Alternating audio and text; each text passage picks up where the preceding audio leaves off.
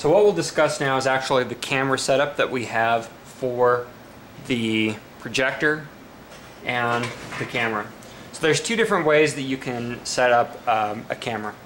First is to set it up so that it's in line with the projection of the projector, so that you could project onto like a nice matte surface. It's white in a dimly lit room, and then just project from there and capture from there as well. Second way is to actually have the projector project onto a mirror, and then that mirror can then project onto a lens, and then have the camera set up at an angle that is perpendicular to the projector. So we have this so it's set up as a parallel projection. So we'll discuss both of those ways in being able to digitize film at a later point. But at this point, we're going to discuss which kind of camera we're using here. So right now we are using a Sony, and this is an HDR HC1. This is a camera that has a manual shutter speed.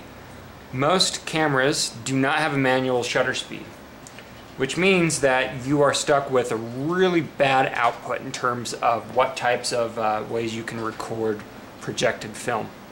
Most of the time there's strobing that happens, and it just ends up looking disgusting.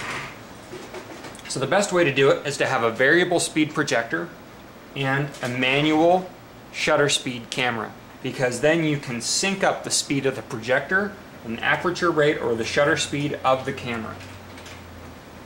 So if I turn on this camera, I can always have the camera plugged in, and then I can have the FireWire from the camera. So this is a mini DV camera. So most digital cameras, starting with Digital 8 from Sony and on down from there, all mini DV cameras basically all have FireWire or IEEE or 1394 setups. So that you have a FireWire cable that runs out of here, which is typically a 4-pin FireWire cable. So I'll show you what a 4-pin FireWire cable looks like. A 4-pin FireWire cable looks like this. Now you can actually take an adapter and put it onto a 6-pin. So you can go from a 6-pin to a 4-pin, so that you can have some variability in this. Just in case you ever upgrade or any of your setup changes, you always want to be able to have something that has a little bit of modularity in it. So we always have a 6-pin with a 4-pin adapter. We plug this in on the side. We have an AC adapter that's plugged into the camera, so we never have to charge a battery. We have both of the powers of the projector and the camera all connected on a single power supply.